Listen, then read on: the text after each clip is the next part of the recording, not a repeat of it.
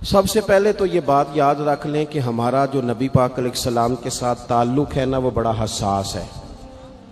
انسان کے بہت سارے رشتے ہوتے ہیں، سارے حساس نہیں ہوتے۔ ڈھیروں سارے رشتے ہوتے ہیں، ساری بیٹیوں کو اپنی بیٹی سمجھنا چاہیے، لیکن بہت ساری گھروں میں آزمائش ہوتی ہے۔ خدا نہ خواستہ اگر باپ رات ٹیلی فون پہ سن لینا کہ بچی بات ٹھیک نہیں کر رہی، کچھ دکھی ہے، حالانکہ وہ دکھ نہ بھی بتائے، تو ساری رات نیند کوئی نہیں آتی، کیونکہ اس رشتے میں حساسیت بہت ہے۔ سب جگہ پہ انسان پریشان نہیں ہوتا، لیکن خدا نہ خواستہ اس کی ماں پریشان ہو تو پھر وہ بندہ بڑا بے سکون ہوتا ہے، بڑی تکلیف میں آ جاتا ہے۔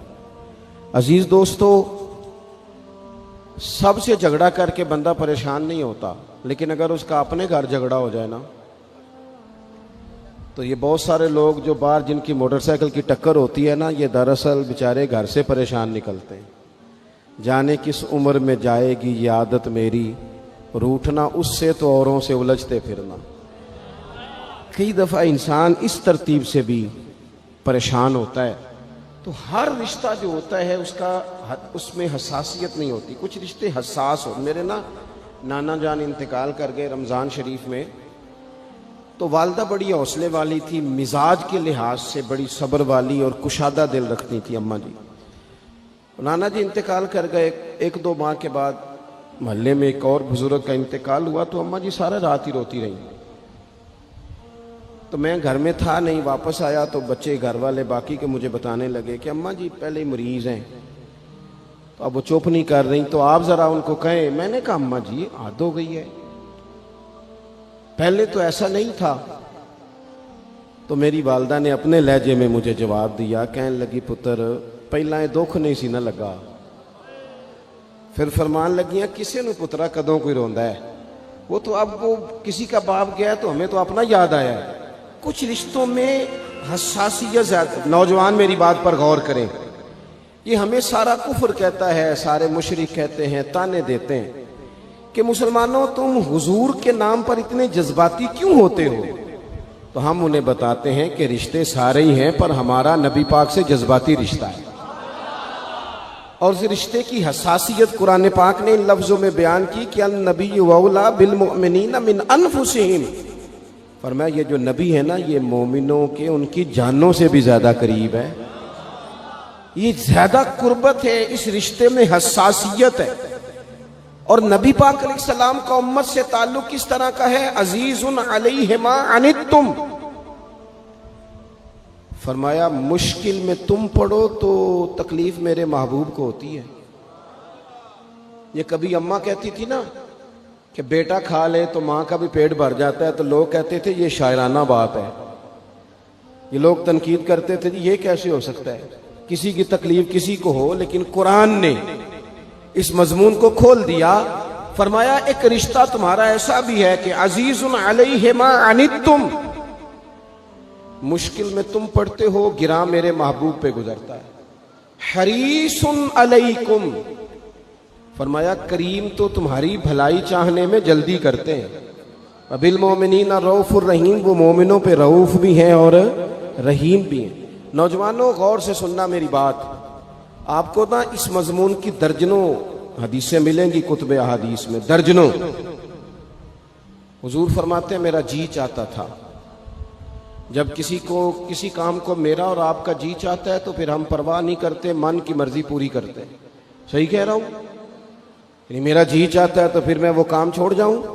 حضور فرمانے لگے میرا جی چاہتا تھا ہر وضو کے ساتھ مسواک ضروری قرار دے دوں، جی چاہتا تھا، لیکن تمہیں تکلیف ہوگی لہذا میں اسے ضروری قرار نہیں دیتا۔ فرمانے لگے میرا جی چاہتا تھا کہ میں دیر سے عشاء کی نماز پڑھاؤں، لیکن اس لیے نہیں پڑھاتا کہ تمہیں تکلیف ہوگی۔ پھر فرمایا میرا جی چاہتا تھا کہ میں اپنی پوری امت پر تہجد کی نماز ضروری قرار دے دوں۔ پھر حضور قرار کیوں نہیں دی؟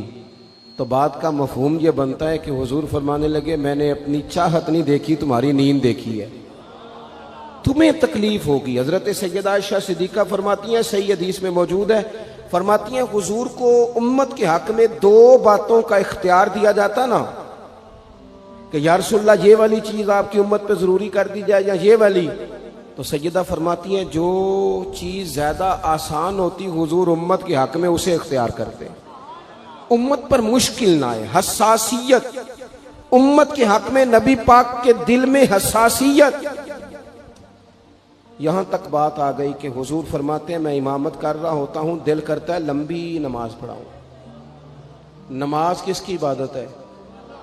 دل کرتا ہے لمبی پڑھاؤں، لیکن فرمایا پھر کسی بچے کے پیچھے سے رونے کی آواز آتی، میں نماز مختصر کر دیتا ہوں کہ اس کی ماں نماز میں شامل ہے یا گھر میں سے کوئی شامل ہے تو تکلیف نہ ہو۔ حضور ہر جگہ امت کے حق میں نرمی کرتے، آسانی کرتے، پیار کرتے۔ امت کی بات آتی، حضور نے جب لشکر روانہ کیے، قافلے بھیجے جہاد کے لیے یا کچھ لوگوں کو بعض صوبوں پر بطور گورنر تعینات فرمایا، تو فرمایا لوگوں کو خوشخبریاں دینا، لوگوں کو خوشخبریاں دینا، پریشان نہ کرنا، لوگوں پر آسانی کرنا، انہیں مشکل میں نہ ڈالنا۔ حضور امت پر آسانی کرتے، کیوں؟ اس رشتے میں حساسیت ہے۔ جب قرآن مجید کی وہ آیات نازل ہوئی نا جن میں سخت احکامات ہیں، تو محبوب کئی دن روتے رہے اپنی امت کی اس تکلیف میں کہ یہ دوزخ میں جائیں گے۔ کئی دن تک حضور نے آنسو بہائے۔ سارا کچھ جاننے والے رب نے پیغام بھیجا، حضرت جبریل حاضر بارگاہ ہوئے، یا رسول اللہ رب فرماتا ہے پریشان کیوں ہیں؟ کہا اللہ نے سخت حکم دے دیا ہے، امت کمزور ہے، کیسا پورا کرے گی؟ اللہ کرے آپ کی پوری توجہ ہو جائے میری بات پر، آمین تو کہہ دیں، آمین تو کہہ دیں یار۔ اللہ کرے آپ پورے جاگ جائیں اور میری بات آپ غور سے سنیں، توجہ کریں۔ عزیز بھائی اس پر غور کرو، اس حساسی، آج امت کو کہا جائے نا تو داڑھی شریف رکھ لے، اس میں حساسیت ہی نہیں آتی۔ وہ کہتے ہیں پیر صاحب آپ دعا کریں، تو میں کہتا ہوں جب آپ تنخواہ لینے گئے تھے تب تو نہیں دعا کرا کے گئے تھے، اس وقت بھی کہنا تھا مشکل ہو رہا ہے بینک تک جانا، تو میں تو نہیں جا سکتا، دعا کر دیں۔ جب آپ مال حاصل کر رہے تھے کسی جگہ تھے، وہ تو بڑی آسانی سے آپ نے لے لیا، اور داڑھی کے لیے پہلے آپ کو وظیفہ دیا جائے، دعائیں کی جائیں، آپ کے لیے چلہ کیا جائے، پھر آپ سنت شریعت کی طرف آئیں گے۔ حساس رشتہ، رسول کائنات آنسو بہا رہے ہیں، کس طرح یہ امت حساب دے گی اللہ کے حضور؟ کیسے؟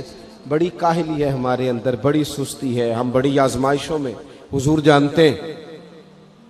جب محبوب کئی دنوں تک روئے، اللہ کرے امتی بھی کبھی کبھی حضور کی یاد میں روئے۔ ایک تو یہ ہماری محفلیں ہیں نا جن میں مجبور کر دیتا ہے خطیب، واعظ، نعت خواں، تو مجبوراً بھی سبحان اللہ کہنی پڑتی ہے۔ کاش کبھی گھر میں بیٹھے بیٹھے بھی دل کرے اور ہم کسی نعت خواں کے دروازے پہ اسپیشل جا کے دستک دیں اور اسے کہیں دل بڑا پریشان ہے، مدینے والے کی کوئی نعت تو سناؤ۔ کبھی ایسا بھی ہونا کہ گھر میں پیسے نہ ملنے پہ تو ٹینشن ہوتی ہے، اور کوئی مقدمہ آ جائے تو پریشانی ہوتی ہے، لڑائی ہو جائے تو ہوتی ہے، کبھی یوں بھی تو ہونا رات کو ابا جی رو رہے ہوں بستر پہ اور بڑا رو رہے ہوں اور تڑپ کے رو رہے ہوں، بچے آ کے اماں سے پوچھیں کیا مسئلہ ہے ہمارے ابا کو، کوئی پریشانی ہے، کوئی ڈاکٹر کو بلائیں، کوئی دکھ ہے؟ اماں کہتی ہے جاؤ تمہارے والی بات نہیں۔ بچے اصرار کر کے کہتے ہیں نہیں اماں بتا تو صحیح مسئلہ کیا ہے؟ تو اماں ٹھنڈی آہ بھر کے کہتی ہے پتر تمہارے باپ کو نا نبی پاک کا مدینہ یاد آتا ہے، جنوں ویکھ کے ٹھردیاں اکھیاں نے تے جنوں ویکھ کے ٹھردا سینہ ہے، ربا تیری ساری خدائی چ ایک ہی تے شہر مدینہ ہے۔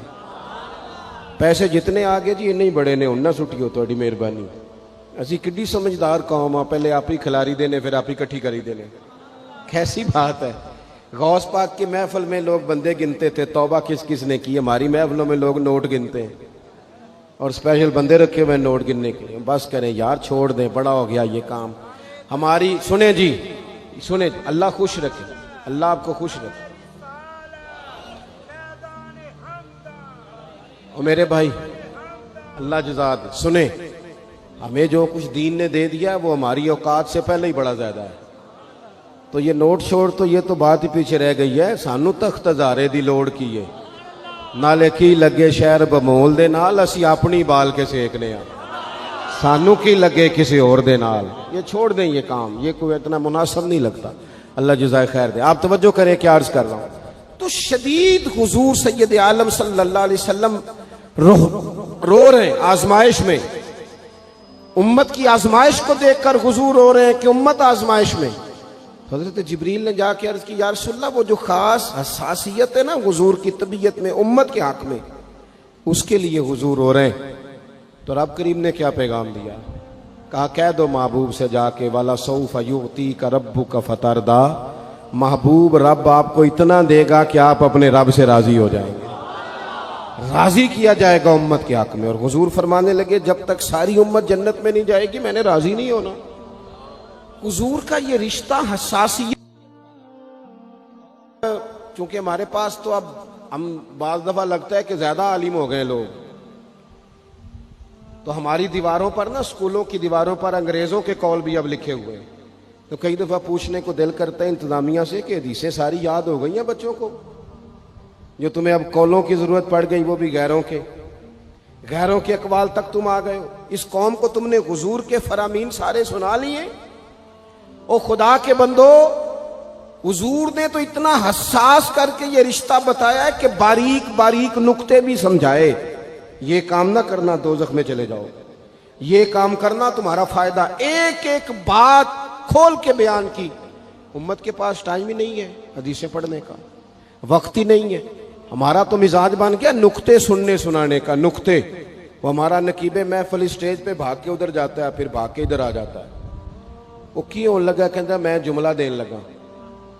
ओ खुदा के बंदे, तू जुमला रहन, देखा तू कोई आयत दे, तू कोई हदीस पाक पढ़। और फिर वो बाज़ों का मैं तो चूंकि कमज़ोर सा बंदा हूं, तो वो जब 50 को दफ़ा कहते हैं ना तैयार हो जाओ जुमला देने लगा, तो ऐसे लगता है जुमला नहीं आएगा, कोई एटम बम भी आएगा। भाई तू दे दे जो तूने देना, इतना परेशान तू किस बात का हो गया। और फिर सारे कह रहे हैं, जितने आए नकीब नात खां खतीब सब कह रहे हैं सारा कुरान हुजूर की तारीफ है। तो फिर पढ़ना चाह रहा है, तू भी तू पढ़, कोई भी नहीं रहा, कह ही जा रहा है। अपनी जिंदगी के अंदर हुजूर ने जो हमें असबाक दिए, जुमे वाले दिन टाइम पे मस्जिद जाया करो। मौलवी नकम्मा भी हो ना मेरी तरह का, आप वक्त पे जाएंगे तो वो जल्द तैयारी शुरू कर देगा। आप आखिरी 10 मिनट जाते हैं तो वो क्या मौलाना दीवारों को तकरीर सुनाए। तैयारी करें, हुजूर के फरामीन सुने। और नबी पाक सल्लल्लाहु अलैहि वसल्लम ने जहां जहां हमें असबाक पढ़ाए हैं वो उस रिश्ते की हसासियत को देखें। चूंकि हुजूर ने बड़ा हसास रिश्ता बनाया उम्मत से, तो फिर उम्मत के दिल भी हुजूर के हक में बड़े हसास हैं। अपने मिजाज के लिहाज से ना नरम तबीयत के आदमी हजरत सिद्दीक अकबर। कुछ लोग नरम होते हैं ना बेचारे, जो गया मान ली, जो गया मान ली, उनको लोग तंग भी बड़ा करते हैं। ये भी मैं आपको बता रहा हूं। वो जिस बंदे का पता होता है ना कि जनाब इसके पास गए तो ये अक्सर तारे शाट भी रहती हैं, तो वहां जरा जाते भी लोग थोड़ी एहतियात करते हैं। हजरत अबू बकर सिद्दीक तबन नरम तबीयत के थे, कुशादा रुई, खंदा पेशानी मिजाज का हिस्सा था। वो देर तक सब्र करने के आदी थे। लेकिन एक दिन उनके वालिद आए, जनाब अबू काफा रदी अल्लाह तआला अन्हु, बाद में उन्होंने कलमा पढ़ा। एक दिन हुजूर की बारगाह में शिकायत लेके आए। अब किसी उस बंदे की शिकायत आ जाए ना जिसकी तवक्को ना हो, जिससे तवक्को ना हो। वो किसी ने कहा था ना कि तुझसे शिकवा नहीं बेवफाई का, पर तुझसे उम्मीद बेतहाशा थी। तेरे ऊपर उम्मीदें बड़ी थी, तो तूने ये जो काम किया ना ये थोड़ा अजीब लगा है, तुझे नहीं करना चाहिए था। कोई और कर देता तो चलो बात इतनी सख्त नहीं थी, तुझे नहीं करनी चाहिए थी, तेरी बनती नहीं। हजरत सिद्दीक अकबर तभी तौर पर नरम आदमी, लेकिन उनके वालिद आए हुजूर की बारगाह में, और बुजुर्ग हैं और नाबीना हैं और लाठी थामे हो, और उन्होंने बड़ी अजीब बात की। कहा या रसूलल्लाह हद हो गई, आज तो अबू बकर सिद्दीक ने मुझे थप्पड़ मारा है, थप्पड़ मारा। ये अभी वो मुसलमान नहीं थे, शिकायत आई। करीम महबूब अलैहिस्सलाम के गिर्द जितने लोग खड़े थे महवे हैरत हो गए कि अबू बकर सिद्दीक ये काम करेंगे। हुजूर ने फरमाया बुलाओ ना जनाब सिद्दीक को। हाजिर बारगाह हो गए, हाथ बांधे, नजर झुकाई है। हुजूर ने फरमाया अबू बकर लोगों को तो यकीन ही नहीं आ रहा, तुमने थप्पड़ मारा बाप को? खामोश खड़े, खामोश। करीम ने फरमाया अबू बकर सुन रहे हो मैंने क्या कहा, बाप को मारा है? चुप खड़े। तीसरी दफा हुजूर ने फरमाया बोलते क्यों नहीं? उन्होंने ना गर्दन उठाई, आंसू टप टप दाढ़ी पे गिर रहे, रो के अर्ज करने लगे या रसूलल्लाह, बाप से कहें खंजर लेके मेरा गला काट दे, मैं सी नहीं करूंगा, पर इसने ना आज आपके बारे में बात की है, आपकी शान अक़दस के बारे में कच्चा जुमला बोला है, आपके बारे में कमजोर बात की है। या रसूलल्लाह मैं सारा कुछ सह सकता हूं, पर आपका और मेरा रिश्ता, हुजूर आपकी और मेरी बात तन तंदूर ते हड्डियां बालन, असी हामा नाल तपाया, कप कप मुकियां पेड़े कीते, उतों इश्क पलेथन लाया, तन दा सालन ते मन दी हांडी, लून सबर दा पाया, गुलाम फरीदा मैं सारी तेरी, तेनू अजे यकीन नहीं आया? फरमाने लगे, अर्ज करने लगे या रसूल अल्लाह सल्लल्लाहु अलैहि वसल्लम इन्होंने आपके बारे में बात की है, शुक्र करे मेरे हाथ में तलवार नहीं थी, वरना मैं बाप का सर काट देता, इसलिए कि हर चीज बर्दाश्त है। महबूब की शान के बारे में कोई बात करे ये उम्मत को बर्दाश्त नहीं होती, हम ये कैसे कबूल करें, कैसे इस बात को कबूल करें? अजीज भाई, इस रिश्ते में हसासियत आप देखें, सहाबा ना उस हसासियत, और सिर्फ नामूसे रिसालत के मसले में नहीं, हर मसले में वो हुजूर के हक में हसास थे। हमें हर मसले में ही हसास होना है। तवज्जो है आपकी मेरी बात पे? मुझे आपकी गर्मी का बड़ा सख्त एहसास है, और जो लोग बड़ी तकलीफ में बैठे हैं ये भी मुझे इस बात का भी अंदाजा है। मैं कोई बात लंबी नहीं करने वाला, बात बड़ी जल्दी खत्म करने लगा हूं। अल्लाह के महबूब जुमा पढ़ा रहे थे, तो एक आदमी खड़े हो गए, तो महबूब ने फरमाया बैठ जाओ, नाम नहीं लिया। हजरत अनस बिन मालिक कहते हैं एक बंदा दरवाजे के बाहर था, उसके कानों में आवाज गई तो मस्जिद के बाहर ही बैठ गए। एक कभी पिछली गली में थे, उनके कानों में आवाज गई बैठ जाओ, तो वो वहीं बैठ गए। जिसने जहां सुना ना बैठ जाओ वो वहीं। महबूब ने जुम्मे की तकमील के बाद पूछा तुम कहां थे, तुम कहां थे, तुम कहां थे? या रसूलल्लाह आपने कहा था बैठ जाओ,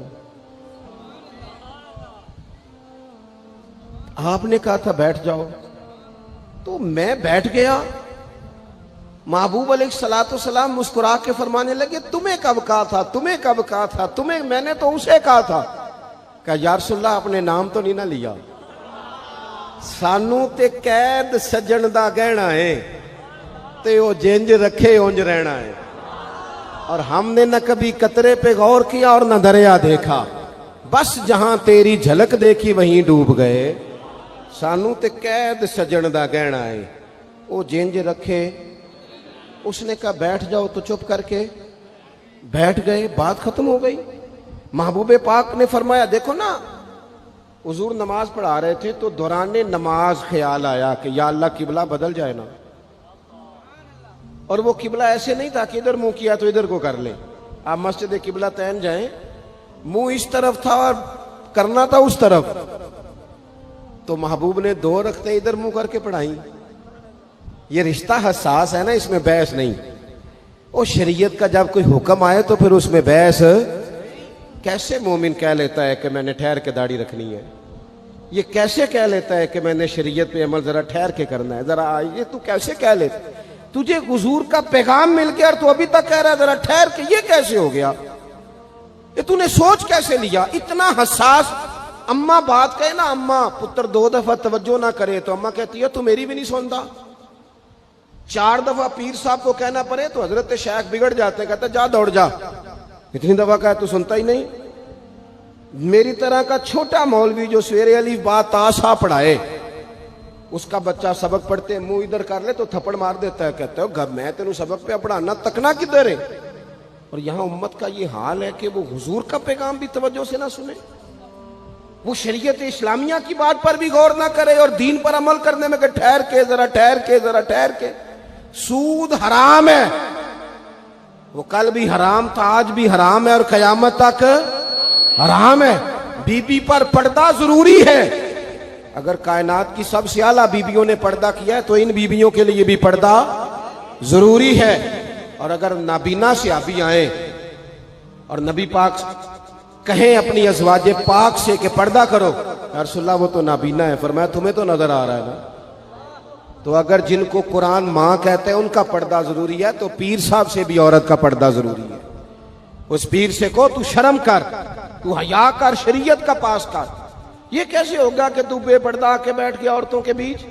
کس طرح ہو گیا تو؟ کہاں سے وہ تم نے دین سیکھا؟ اس میں شریعت اسلامیہ کا ہی پاس نہیں۔ اعلیٰ حضرت بریلوی رحمت اللہ علیہ پیلی بھیت میں کسی نے دعوت دے لی، کوئی شیخ تھے، تشریف لے گئے تو عورتوں کے بیچ بیٹھ کے بے پردہ تعویذ بانٹ رہے تھے۔ فاضل بریلوی واپس آ گئے، ان کو کسی نے کہا وہ آپ کے مہمان تو جا رہے ہیں، تو وہ پیچھے سے دوڑے آئے تو کہنے لگے جناب کچھ تو لحاظ کریں، آپ جا رہے ہیں؟ فرمانے لگے میں نہیں جاتا، آتا واپس جا رہا ہوں۔ کہا کچھ تو لحاظ کریں۔ فرمانے لگے تو شریعت کا لحاظ نہیں کرتا، میں تیرا لحاظ کروں؟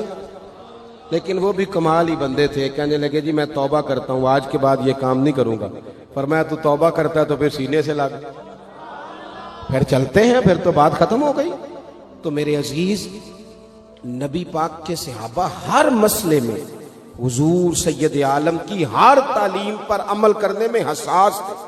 اس طرف دو منہ کر کے رکھتے پڑھائیں، اگلی دو رکعتوں میں چہرہ ادھر کر لیا، کسی نے نہیں پوچھا حضور یہ کیا ہوا؟ انہوں نے کہا بس ٹھیک ہے، جدھر حضور کا چہرہ ہمارا بھی ادھر ہی چہرہ۔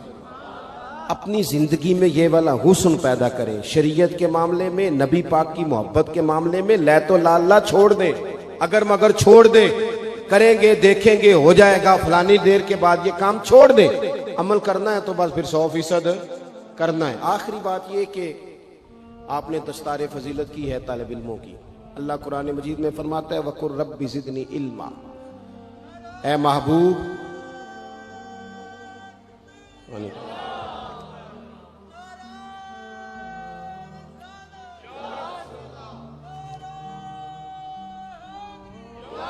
ماشاء اللہ کریم نے محبوب پاک علیہ السلام سے کہا کہ اے محبوب آپ میری بارگاہ میں عرض کریں، آپ مجھ سے دعا کریں، کیا؟ رب زدنی علما۔ صرف آیت کا ترجمہ اگر آپ کی سمجھ میں آ جائے، مفہوم آیت، رب کہتا ہے محبوب مجھ سے کہیے رب زدنی علما، یا اللہ میرے علم میں اضافہ کر دیں۔ یہ کن کی بات ہے؟ وَعَلَّمَكَ مَا لَمْ تَكُنْ تَعْلَمْ۔ رب کہتا ہے جو نہیں پتا تھا سارا حبیب کو سکھا دیا، انہیں اللہ نے غیب کے خزانوں کی کنجیاں دے دی، لیکن پھر بھی کہا مجھ سے آپ عرض کریں یا اللہ میرے علم میں۔ یہ ایک معنی اس کا علماء نے یہ بھی لکھا ہے کہ یہاں تعلیم امت بھی ہے، کہ امت ہر وقت دینی علوم کے لیے کوشش کرتی رہے، بن کے نہ بیٹھ جائیں کہ میں اب پڑھ گیا، ساری زندگی سیکھیں، اور سیکھیں تو بحث کرنے کے لیے نہیں، عمل کرنے کے لیے، بحث کرنے کے لیے نہیں۔ حضور صلی اللہ علیہ وسلم نے فرمایا جس نے دین کا علم اس لیے سیکھا کہ جاہلوں پہ روب جمائے گا، علماء سے بحث کرے گا، اسے تو اللہ جنت کی خوشبو بھی نہیں دے گا۔ دین کا علم سیکھنا ہے تربیت کے لیے، ہم وہ دین سیکھیں گے پھر اس پر عمل کریں گے۔ ہمارے ہاں نا دینی علم سیکھنے کا ذوق نہیں، شوق نہیں۔ میں الحمدللہ، ہم تو اہل تصوف کے غلام ہیں، اور طریقت کے بغیر کیسے ہم سمجھتے ہیں کہ آگے بڑھیں گے؟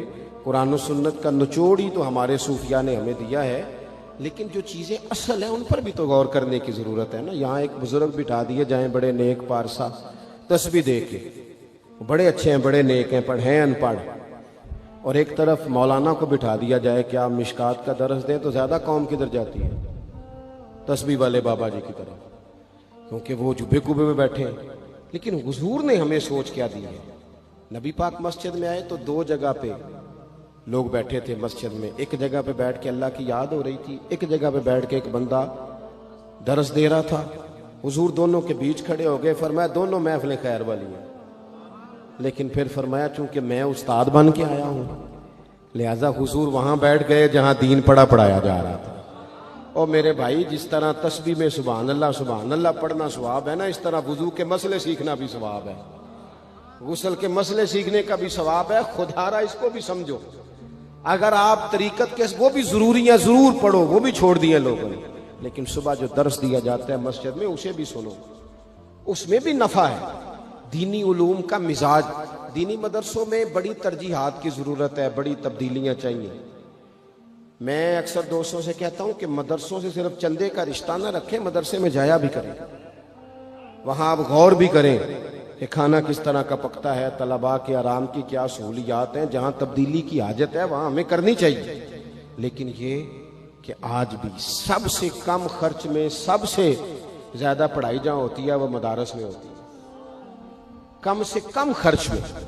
یہاں اپنے دینی مدارس کو مضبوط کریں برائے مہربانی، اور مدارس کے جو طلباء ہیں بالخصوص ان پر ہمارے ہاں عجیب حال ہوتا ہے۔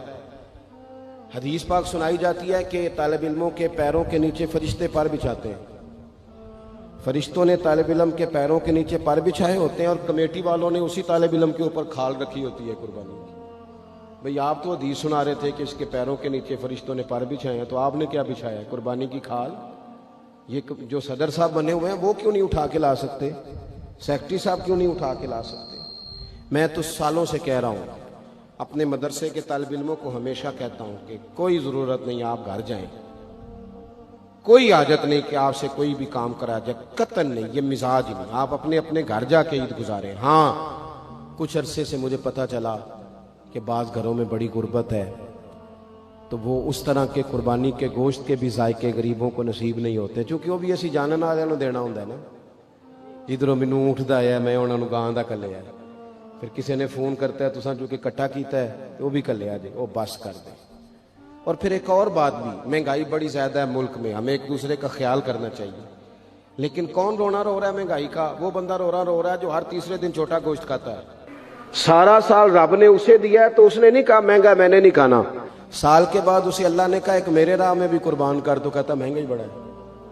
بھئی تو سارا سال کھاتا رہا تب تو نہیں، تو نے کہا مہنگا تھا، اب دینے کی باری آئی ہے۔ تو یہ حکومتیں جتنی ہیں نا کام کر رہی ہیں، جو پہلے گزری ہے، یہ آئی ہے، جتنی سیاسی جماعتیں اللہ ماشاءاللہ جو حکومت کر چکی ہیں یا کر رہی ہیں، مجھے تو ان سے کوئی امید نہیں یہ قوم کا کوئی سوچیں گے۔ یہ تو نمبر پلیٹیں بدلتی ہیں، انجن بھی وہی پرانے اور اندر بھی سارا کچھ وہی، ان سے تو کوئی توقع نہیں۔ البتہ ہمیں چاہیے کہ ہم ایک دوسرے کا ہاتھ تھامیں۔ عید پہ 3 دن عید ہے تو ایک جوڑا خرید لیں، ایک جوڑے میں 2 پرانے استعمال کر لیں، لیکن تھوڑا سا کم کریں خرچہ، اور تھوڑا دیکھیں ہماری گلی میں کون غریب بستا ہے۔ اگر ہم ووٹوں والے دن لسٹیں بنا سکتے ہیں نا کہ کدا ووٹ کتھے ہوئے تو وہ بندہ ایسے لے کتھے ہوئے، وہ اگر چھوڑ کے علاقہ چلا گیا تو وہاں سے جا کے لوگ کھینچ کے لے آتے ہیں کہ نہیں؟ تھوڑا علاقہ چنگا، میرے خیال اتنے جی نہیں ہوں، تسی بول دے نہیں نا، ہاں پہنچ جاتے ہیں نا ادھر سے کہ آپ آئیں جناب، وہ کرتے ہو نا، ساری لسٹیں بن جاتی ہیں، پتہ چل جاتا ہے۔ یہ کیوں نہیں پتہ لگتا کہ کیڑے گھر آج روٹی نہیں پکی؟ یہ کیوں پتہ نہیں چلتا کہ فلانا مقروض ہے اسے کوئی جینے نہیں دے رہا؟ مقروض کو تو زکوٰۃ بھی لگتی۔ اگر ووٹوں کی لسٹیں بن جاتی ہیں تو یہ لسٹ نہیں بن سکتی قربانی کس کس نے نہیں کی۔ خدا را ایک دوسرے کا بازو تھامیں۔ ہم تو اس محبوب کے ماننے والے ہیں جنہوں نے کہا کہ جس کا پڑوسی بھوکا سو گیا وہ تو اللہ رسول پہ ایمان ہی نہیں لایا۔ یہ کیسی بات ہے کہ ہم لوگ کھل کے کھائیں اور دائیں بائیں ہمارا خیال ہی نہ جائے؟ تو 3 باتیں عرض کی ہیں۔ سب سے پہلے تو نبی پاک سے ہمارا احساس والا رشتہ ہے، شریعت پر فوراً عمل کرنا چاہیے، ہمیں اپنے آپ کو پوری کوشش میں لانا چاہیے۔ دوسری بات، دینی علوم کی رغبت کریں، مسائل کو سیکھیں، ان پر عمل کریں، پوچھیں جس بات کا نہیں پتا۔ حضور علیہ السلام نے فرمایا سوال جو ہے یہ جہالت کو ختم کرتا ہے، پوچھ لیں سوال ادب کے دائروں میں۔ اور تیسری بات یہ کہ اپنے ارد گرد خیال کریں، غرباء کا، مساکین کا، یتیموں کا، ناداروں کا، ان لوگوں سے پیار کریں۔ ان سے پیار کرنا بھی مدینے والے کا طریقہ ہے، یہ بھی ہمیں حضور کی سنت کے قریب لے جائے گا۔ اللہ تعالیٰ میری اور آپ کی حاضری قبول فرمائے۔ آخر دعوایا ان الحمدللہ رب العالمین۔ ٹکڑے ٹکڑے دل کردائیں، غم کی بستی دل کی صدائیں، خود کو دیکھوں تو دکھتا ہے میری آنکھیں تیری نگاہیں زمین نہیں ہے زمان نہیں ہے میرا تو یہ بھی جہاں نہیں ہے زمین نہیں ہے زمان